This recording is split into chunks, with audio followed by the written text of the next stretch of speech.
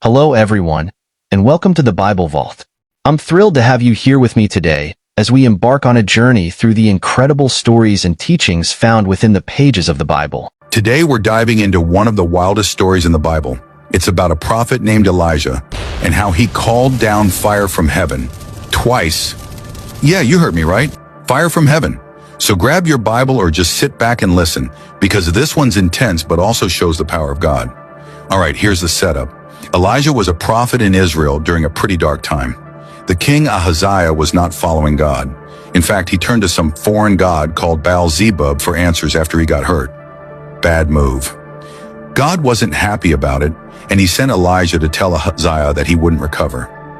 Basically, Elijah was like, "You're going to die because you've disrespected the one true God."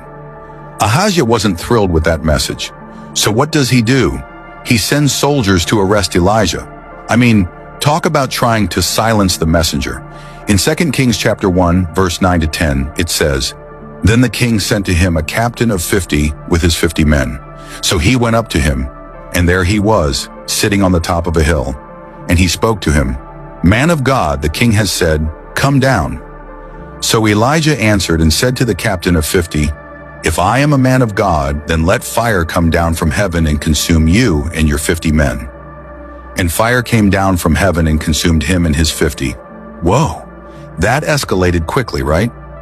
These men show up thinking they're going to drag Elijah to the king, but Elijah just speaks and boom, fire from heaven wipes them out. That's the kind of power we're talking about when you're rolling with God. Now you'd think the king would get the message, but no, he sends another group of 50 soldiers with their captain. And they do the same thing. "Come down, man of God." Elijah responds the same way. In 2 Kings 1, verses 11 to 12, it says, "So Elijah answered and said to them, 'If I am a man of God, let fire come down from heaven and consume you and your 50 men.' And the fire of God came down from heaven and consumed him and his 50.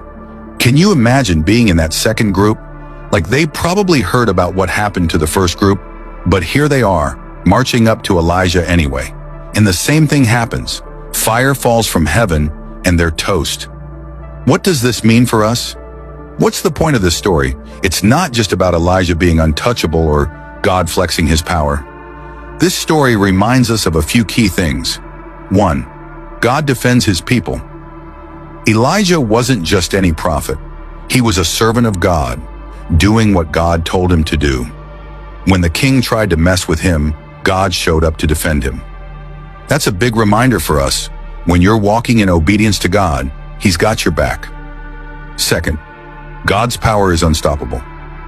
The soldiers thought they could control Elijah because they had numbers and weapons. But what's a sword or spear when you're dealing with the God who can send fire from heaven? Nothing. It shows us that no matter how big the opposition seems, God's power is greater. 3. God is holy. Let's not miss this. God wasn't playing games. King Ahaziah and his soldiers were disrespecting God by ignoring him and worshiping idols. The fire from heaven wasn't just a show of strength, it was a warning. God is holy and he doesn't take it lightly when people turn away from him. The third group.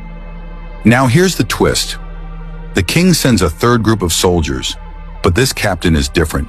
He comes humbly and says, "Please, man of God, spare our lives." And guess what? Elijah doesn't call down fire this time. Instead, God tells him to go with the captain to see the king. What's the lesson there? Humility matters. When we approach God with humility, we find mercy instead of judgment.